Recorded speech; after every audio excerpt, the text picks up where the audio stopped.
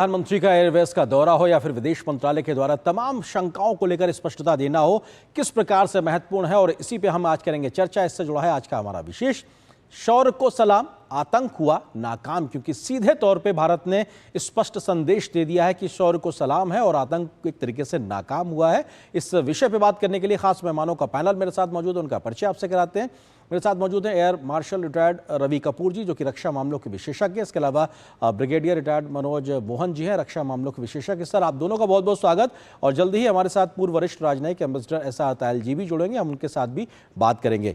Air marshal Kapoor, समझना आपसे चाहेंगे, क्योंकि आप जैसे आकाशवीर के मन में क्या भाव आया जब यह खबर आपको पता लगी कि आज प्रधानमंत्री सुबह सुबह एयरबेस पहुंचे, आकाशवीरों के बीच में हौसला बढ़ाया, धन्यवाद दिया देश की ओर से कि साहब आपने देश के मान सम्मान को रक्षा ही नहीं की बल्कि उसको और बढ़ा दिया। आपके मन में क्या फीलिंग आई?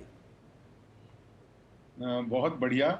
ऐसा लगा कि जितना जो भी कार्य किया गया है एयरफोर्स द्वारा, उसका एक रिकग्निशन है। उसके लिए प्राइम मिनिस्टर खुद आए, और अगर खुद आए तो उन्होंने जो मोटिवेट किया लोगों को, और उन्होंने जो एक शब्द एक सेंटेंस ये भी बोला था कि जितने भी भारतीय वायुसेना के बेस हैं उनकी लीडरशिप को मैं रिकॉग्नाइज करता हूं। तो इसका मतलब ये हुआ कि प्रधानमंत्री को बहुत भली भांति ये पता था, और उनको ब्रीफिंग, जो रेगुलरली ब्रीफिंग हो रही थी, जो जिस तरह उन्होंने सबसे बात की और सबसे खुल के बात की, और जब उन्होंने अपनी बात सबके सामने रखी, तो मुझे लगता है कि पूरा एयरफोर्स ही नहीं, पूरी आर्मी, नेवी, एयरफोर्स और पूरा विश्व जी इसको सुन रहा होगा कि भाई ये इसमें कितनी इस बात की कितनी अहमियत है। और अगर आप देखें पिछले 4-5 दिन से, 7 तारीख से जब से ये ऑपरेशन शुरू हुआ है जी, भारतीय वायुसेना की एक बहुत ही प्रमुख भूमिका रही, और उसको हमारे प्रधानमंत्री जी ने रिकॉग्नाइज किया, और साथ में ये भी कहा कि भाई आप लोग जिस तरह से आप लोगों ने दूसरी सर्विसेज के साथ इंटीग्रेट किया है, आर्मी और नेवी, तो वो भी काबिले तारीफ है। और सर, जहां दुश्मन देश की अगर बात की जाए तो वहां के हुक्मरान और तमाम जो बड़े ओहदे पे बैठे लोग हैं वो पता नहीं कहां रहते हैं और कहां छुपे रहते हैं, और हमारे प्रधानमंत्री लगातार बैठक भी करते हैं और हमारे सेना के सैनिक बल को बढ़ाने के लिए भी, मनोबल बढ़ाने के लिए भी आगे आते हैं। ब्रिगेडियर मनोज मोहन जी, आप किस तरह से देखते हैं? सर मैं आता हूं आपके पास में। जी, ब्रिगेडियर मनोज मोहन जी, आप किस तरह से देखते हैं, क्योंकि प्रधानमंत्री साफ तौर से फिर से दोहराते हैं आज इस बात को कि ये नया भारत है, घर में घुसकर मारता है। साथ ही साथ ये कहा कि भारत के खिलाफ आंख उठाने वालों का सिर्फ एक अंजाम होगा, वो है तबाही और सिर्फ तबाही। तो संदेश साफ है। जी हाँ, बिल्कुल। भारत के प्रधानमंत्री ने कल जो राष्ट्र के नाम संबोधन किया था वो बेहद प्रभावी संबोधन था, और अगर उसको हम ध्यान से सुने, उसका काफी विश्लेषण हो चुका है, बट मेरे हिसाब से अगर हम उसे ध्यान से देखें तो उसके 3 टारगेट उन्होंने किए थे। एक, हमारे देश के नागरिक जिनको ये आश्वासन दिया गया कि देश आपके लिए खड़ा है, आपकी सुरक्षा हमेशा कटिबद्धता है उसके लिए, और आपके ऊपर आने वाले हर खतरे के लिए देश तैयार है। दूसरा, जो पड़ोसी मुल्क जिनका हमेशा भारत के प्रति एक दोस्ताना रवैया नहीं रहा है, जो हमेशा भारत में कुछ न कुछ प्रॉब्लम खड़ी करते रहते हैं, उनके लिए यह संदेश था कि अब और नहीं, भारत का रवैया बदल चुका है, और अब अंग्रेजी में जिसे हम कहते हैं, it is not business as usual. अब जो हमारा जवाब होगा वो मुंहतोड़ होगा, बहुत प्रभावी होगा। और तीसरा पक्ष था हमारा वैश्विक समुदाय, जिनको ये बताया गया कि दोहरा मापदंड आतंकवाद को लेकर के अब नहीं चल सकता है। भारत अपने हिसाब से, अपनी नीति के हिसाब से, अपनी भारतीय जो हमारे इंटरेस्ट हैं उसको ध्यान में रखते हुए अपना जवाब तय करेगा। और उसके बाद प्रधानमंत्री का आज का दौरा एयरफोर्स बेस के ऊपर किसी भी सैनिक का मनोबल बढ़ाने के लिए बहुत ही अहम बात है, बहुत बड़ी बात है। प्रधानमंत्री सैनिकों के बीच जाए, उनका मनोबल बढ़ाएं, और चूंकि ये अभी केवल 2 या 3 दिन हुए हैं इस ऑपरेशन को समाप्त हुए, आज भी देश अलर्टनेस की हालत में है, वैसे में प्रधानमंत्री का दौरा बड़ा मायने रखता है। और मुझे पूरी उम्मीद है कि ये तीनों सेनाएं प्रधानमंत्री के इस संबोधन का संज्ञान लेंगी जी। और ज्यादा मेहनत के साथ देश की सुरक्षा में जुटी रहेंगी। बिल्कुल। इस बीच हमारे साथ एम्बेसडर एसआर तायल जी भी जुड़ गए हैं, पूर्व वरिष्ठ राजनयिक। सर, बहुत स्वागत है डीडी न्यूज़ पे आपका जुड़ने के लिए, क्योंकि विदेश मंत्रालय की आज पत्रकार वार्ता में कई चीज़ों पे स्पष्टता साफ तौर से दिखाई पड़ी।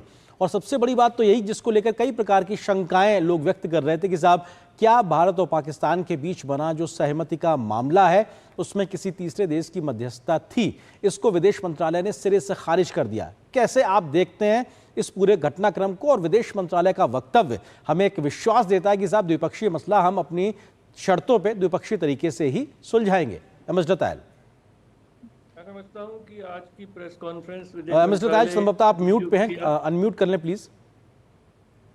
नहीं, म्यूट पे तो नहीं है जी, अभी आपकी आवाज आ रही है। हाँ, प्लीज। हाँ, तो ये बहुत आवश्यक थी, बहुत ज़रूरी थी, क्योंकि कुछ शंकाएं इसलिए आ रही थी कि राष्ट्रपति ट्रंप ने कुछ वक्तव्य दिए जो उनका वो देते हैं, रात में देते हैं, सुबह देते हैं, कई बार ऐसी बात कह देते हैं जिसके पीछे कोई तथ्य नहीं होता। तो 2-3 मुद्दे जो बहुत ही पैनल एम्बेसडर तायल की थोड़ा आवाज बढ़ा दे, बहुत बेहतरी से आ नहीं रही है, प्लीज। हाँ सर, अपनी बात पूरी करें आप। बहुत जो क्लियरली कहा गया, एक तो चीज ये कि ठीक है, भारत की बात हुई, कई जगह लोगों से हुई, प्रधानमंत्री की राष्ट्रपति भवन से भी हुई, ये सब हुआ, पर जो भी निर्णय लिया गया वो भारत ने लिया। और जो पाकिस्तान डीजीएमओ के यहाँ से जो रिक्वेस्ट आई, जैसा प्रधानमंत्री ने भी बड़ा क्लियरली कहा, उस पर विचार किया गया और ये कहा गया कि उन्होंने जो भी हमको कहा है कि और कोई आतंकवाद की घटना नहीं होगी, तो इसलिए उसको हमने कहा कि ठीक है। और ये भी है, देखिए, युद्ध विराम नहीं, ये केवल ऑपरेशन सिंदूर को स्थगित किया गया है। एक चीज तो ये बिल्कुल साफ हो गई। दूसरी चीज जो बार बार ये कहा जा रहा है, राष्ट्रपति ट्रंप ने कहा कि वो मध्यस्थता करने के लिए तैयार हैं कश्मीर के मामले में, तो पहले भी उन्होंने कहा था, अगर याद होगा, जब पहले टर्म में भी उन्होंने एक आध बार इस तरह की बात कही थी।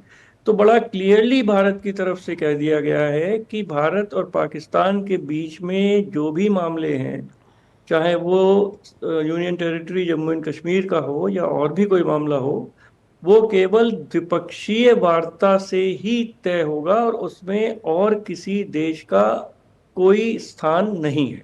ये बड़ा क्लियरली बता दिया गया। तीसरी चीज मैं समझता हूं कि जो कहा गया कि ये सिंधु वाटर ट्रीटी अभी अबेयंस में रहेगी, अभी स्थगित रहेगी, और इसका क्या भविष्य होगा वो तो भविष्य ही बताएगा।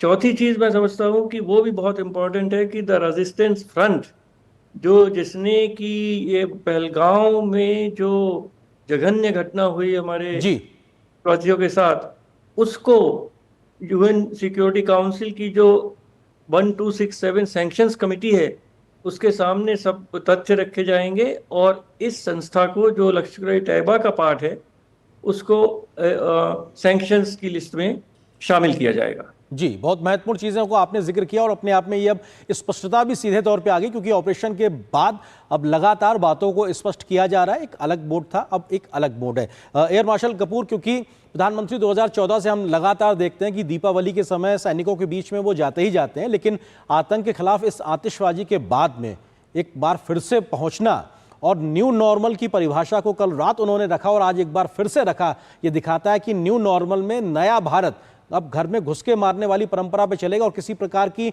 न्यूक्लियर ब्लैकमेलिंग में आने वाला नहीं है। एयर मार्शल, ये जो दोनों प्रधानमंत्री जी के स्पीचेस थे, बहुत ही पावरफुल स्पीचेस थे। ये स्पीचेस सिर्फ देशवासियों के लिए नहीं है, ये पूरे विश्व के लिए है।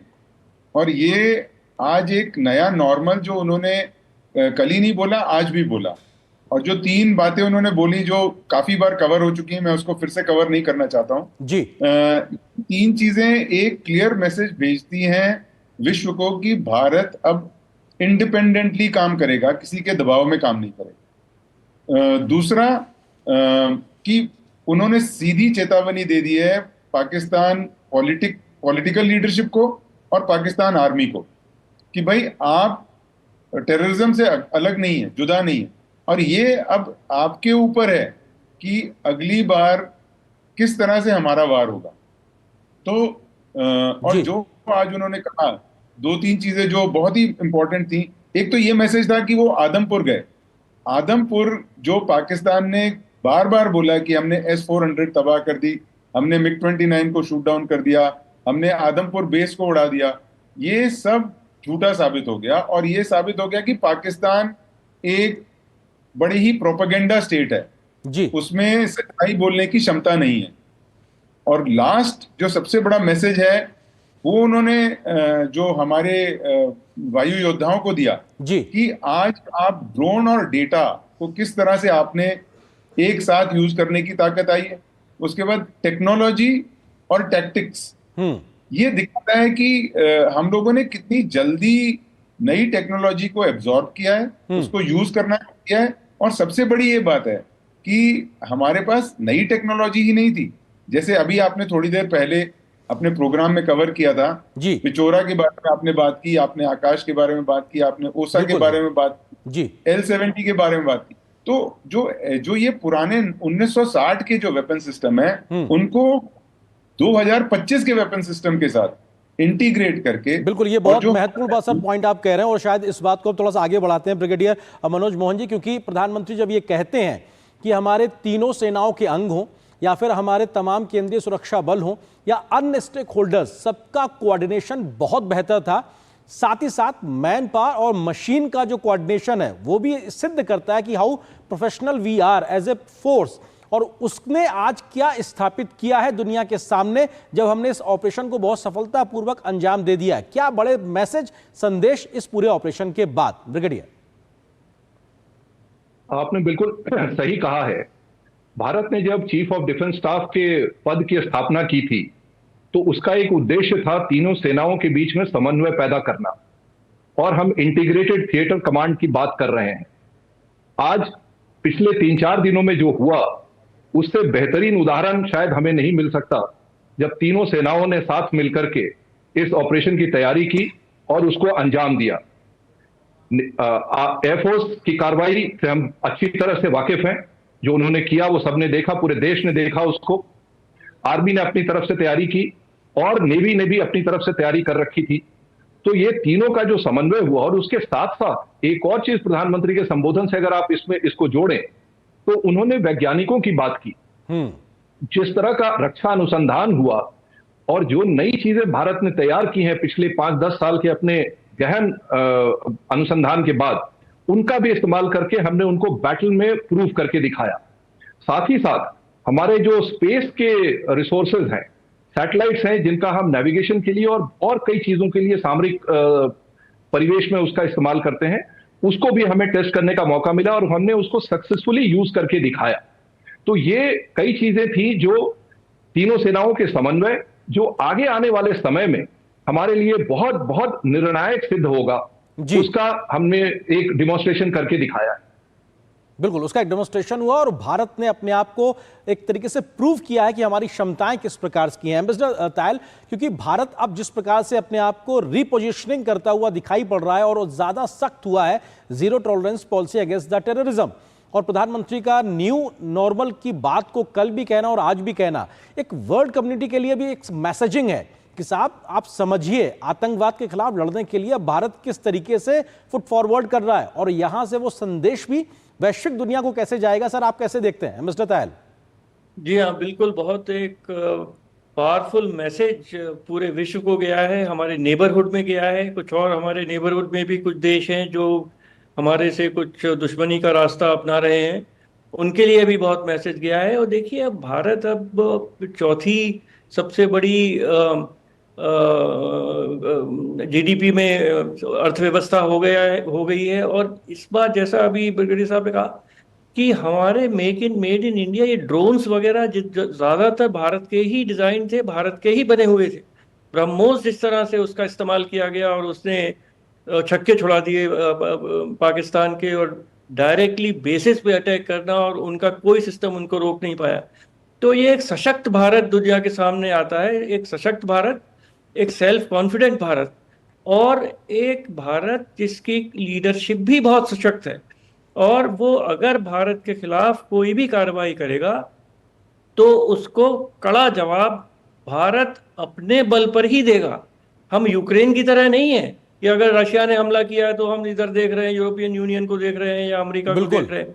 जी। भारत, कोई भी अगर भारत के साथ कोई दुश्मनी का काम करेगा, और जो न्यू नॉर्मल की बात हुई, बहुत दिन से 30 साल से टेररिज्म का पेन भारत की जनता भुगत रही है, और पाकिस्तान को बता दिया गया है कि एक टेररिज्म ऑर्गेनाइजेशंस और आका उनके, जो चाहे आईएसआई में हो चाहे पाकिस्तानी आर्मी में हो, जी। वो भी अब हमारे टारगेट पर हैं। बिल्कुल, और आतंकवादी और आतंकवाद को संरक्षण देने वाली सरकार को अलग करके भारत नहीं देखेगा और वो एक ही तरीके की कार्रवाई करेगा, ये भी भारत ने स्पष्ट कर दिया है। और पाकिस्तान मुल्क ऐसा है जो अपने आम नागरिकों को और नागरिक विमानों को ढाल बनाने की कोशिश करता है, तो उसकी नीयत समझ में आती है। लेकिन भारत ने अपनी जो पोजिशनिंग की है उसको दुनिया आज समझ रही। फिलहाल वक्त इतनी अनुमति दे रहा। आप तीनों मेहमानों का बहुत शुक्रिया हमारे साथ जुड़ने के लिए, इस विषय पर विस्तार से बात करने के लिए बहुत बहुत शुक्रिया।